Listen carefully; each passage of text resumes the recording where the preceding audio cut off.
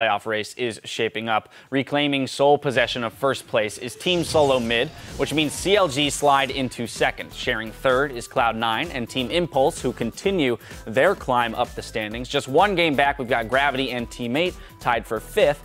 Team Liquid are in 7th place, and with their win over Coast are now safe from relegation, but that means Team Dignitas and WinterFox will be playing in the Summer Promotion Tournament to fight for their spot in the LCS, and in 10th place, it's Team Coast. Now, there were a ton of great performances this week, but here are the 5 players who broke away from the pack. In the top lane, we've got Impact. Yeah, and I thought I had him nailed as on TIP, he's going to be a supportive top laner, Lulu, Morgana, Maokai. Then he brings out things like Rumble and has just great performances on Hecarim as well. He's the top lane for this week. And then we move into the jungle and we find Meteos. Yeah, and Meteos kind of marched to the beat of his own drum this week. That Vi game he had where he did not build Sweeper, where he went full damage and just carried the game. And then even though in a defeat, his Nunu was very strong, 5 of the first 6 jungle buffs went to Cloud9, and thanks to Meteos' counter jungling on Nunu. Absolutely, and demonstrating 2 different play styles, which is what's really impressive. This week's mid laner is going to go to Slushie. Yeah, Slushie showed that he's not just an Orianna player. He can play things like Lulu and be a team player. And you got to give him credit for that swag kill. And when he is on that Orianna, playing well. At AD carry, we've got Gravity's Cop.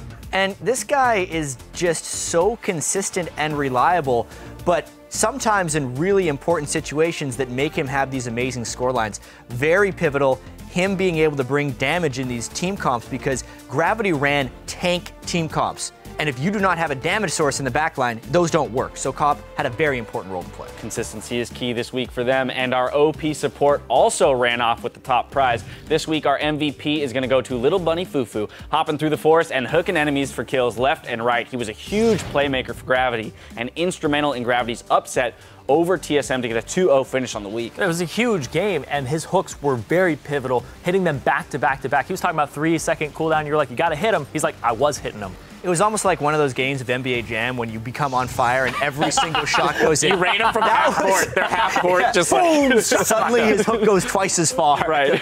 They're twice as high. It's twice as wide, twice as far. Yeah. Everything, yeah. And then his Morgana as well. You know, that's nothing to take away from his Morgana play to following up on Thresh. So fantastic play by him, snagging that MVP, much deserved. Now, our final week of the regular season spring split action kicks off next Wednesday with the European and North American Challenger Series. Then set yourself a reminder because you won't want to miss an all-new primetime league. And on Thursday, the European LCS hits your browsers, starting with the Copenhagen Wolves versus Rocat. Then it's a battle for second place between Fnatic and H2K. The action in North America will return Saturday with Gravity versus Cloud9, followed by Teammate taking on CLG, and we'll conclude the day with Team Impulse versus Team Dignitas. Now that's going to do it for us here in LA. So for myself and the entire live broadcast crew, thank you for watching and good night.